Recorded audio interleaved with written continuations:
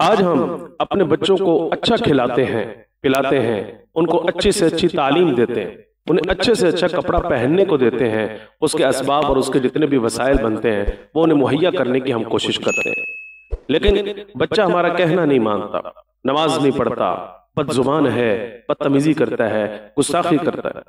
حتیٰ کہ بعض گھرانوں کے اندر تو یہاں تک دیکھا گیا کہ ماں باپ کو چھوڑ کر اولاد جو ہے وہ چلی جاتی ہے، یا یہ ہے کہ اولاد جو ہے وہ اپنے والدین کو معاذ اللہ گھروں سے نکال دیتی ہے۔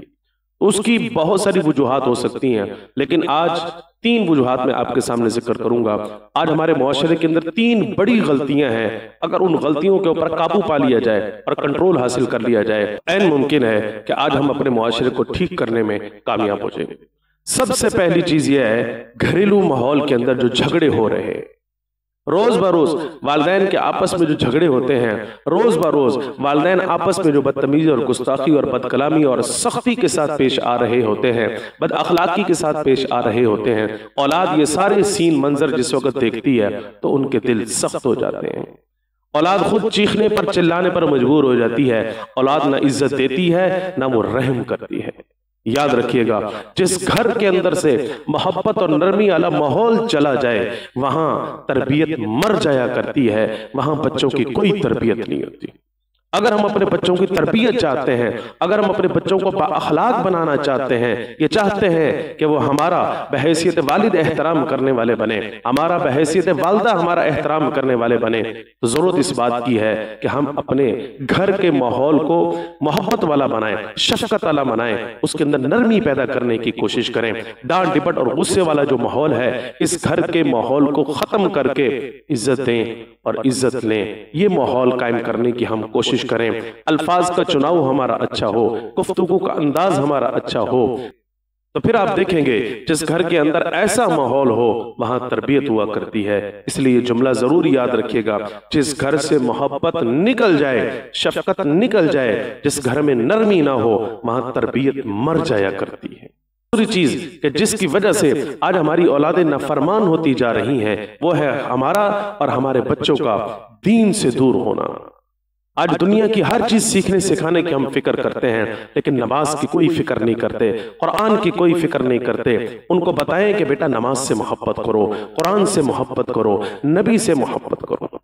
چنانچہ دین سے جب انسان دور ہوتا ہے تو دنیا اس کے دل کو گمراہ کر دیا کرتی ہے۔ دین کے بغیر بچہ، دین کے بغیر انسان ایسے ہے جیسے جسم تو زندہ ہو لیکن اس کی روح مردہ ہو چکی ہو۔ ہماری روح کی جو غذا ہے وہ قرآن ہے، ہماری روح کی جو غذا ہے وہ نماز ہے، ہماری روح کی جو غذا ہے وہ دینی ماحول تھا، دینی کلچر تھا۔ جس وقت اس کلچر کو، اس تہذیب کو، اس تمدن کو اپنانے کی ہم کوشش نہیں کریں گے، اس وقت تک ہماری روحیں زندہ نہیں ہوں گی۔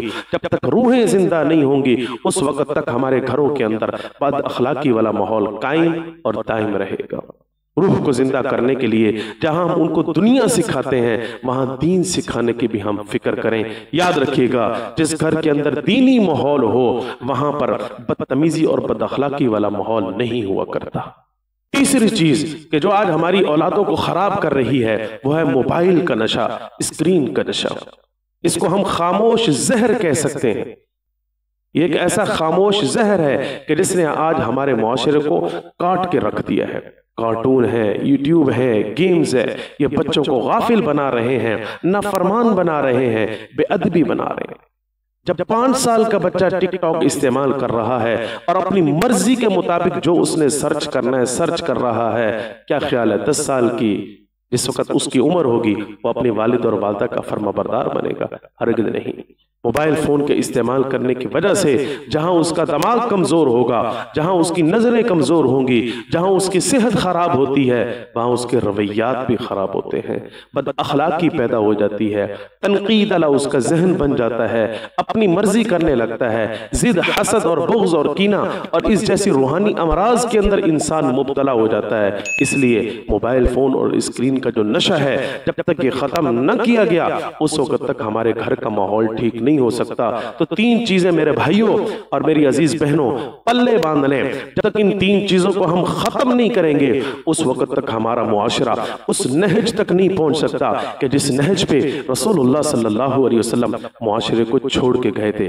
گھریلو ماحول میں جھگڑے ہیں اس کو ختم کرنے کی ہم کوشش کریں، دین سے جو دوری ہے اس کو ختم کر کے دین کے ساتھ جڑنے کی ہم کوشش کریں، موبائل کا اسکرین کا جو نشہ ہے اس نشہ کو ختم کر کے موبائل کے استعمال کو محدود بنانے کی کوشش کریں، تو پھر دیکھیے گا ہمارا معاشرہ اسی نہج پر پہنچے گا کہ جس نہج پر رسول اللہ صلی اللہ علیہ وسلم اپنے معاشرے کو چھوڑ کے گئے ہیں۔